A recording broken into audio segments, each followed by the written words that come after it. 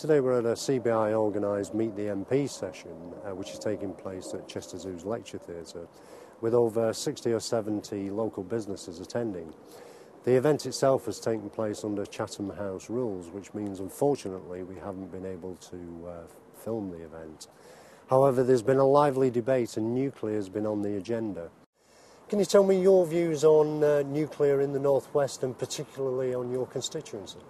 Well, around my constituency, Capenhurst has always been incredibly important. Urenco and the NDA and Sellafield Limited working in there, but also Diva Engineering, hugely important in the supply chain, and now Interserve making new units for Sellafield, a massive production job that is bringing highly skilled technical people together, complementing the skills that are already in place at Capenhurst. These are hugely important jobs for our local economy, and that of course fits into the regional economy where about 30,000 people work in the industry.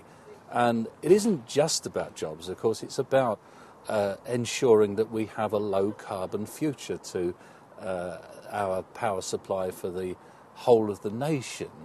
If we're going to succeed as a nation in providing the kind of jobs that we need for the future, we've got to do it on the basis of a lower carbon approach than we have today, and nuclear is part of that solution. It's a very, very important part of the solution.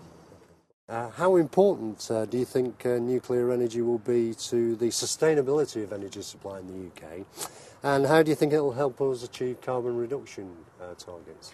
It is critically important that we meet our carbon reduction targets as a country, and nuclear energy has to play its part. Even if we achieve all that we want to do with renewables, there will still be an energy gap there that we need to deliver, and nuclear is the only option that will put us on target. We've also got considerations, of course, with things like energy security.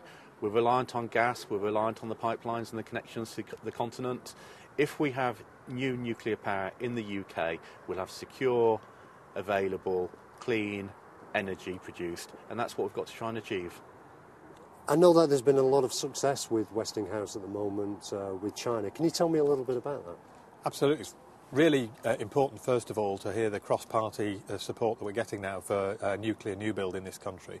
That's a really important message to the potential investors who are looking at building new reactor designs of whatever, from whatever company. Here, given the long timescales that those projects are going to work to, they need the confidence that whatever government might be like in 5 or 10 years' time, that support for nuclear is still going to be there. For our part in Westinghouse, we've got 10 of our AP1000 reactors now under contract around the world, and the first 4 of those are under construction in China. Very important for us that they are all on schedule, or in fact ahead of schedule. The first one's going to come on stream at the end of 2013, producing electricity to the Chinese grid, and then around 6-month intervals after that, from 2013 through into 2015, the second, third and fourth of those reactors are going to be coming into operation.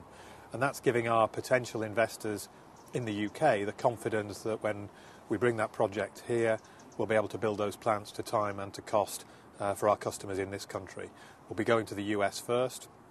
After China, we've 6 under contract in the US, so the lessons learned, the experience, start off in China, we'll go to a further construction program in the US, and then hopefully bring that knowledge and that experience to the UK to bring the AP1000 into commercial operation here. And that's the sort of thing we need at the moment. We need that expertise coming into the UK. Very much so. I mean, the skills and so on are important. We want to use the UK supply chain as far as possible and buy where we build, which is our philosophy wherever we go in the world.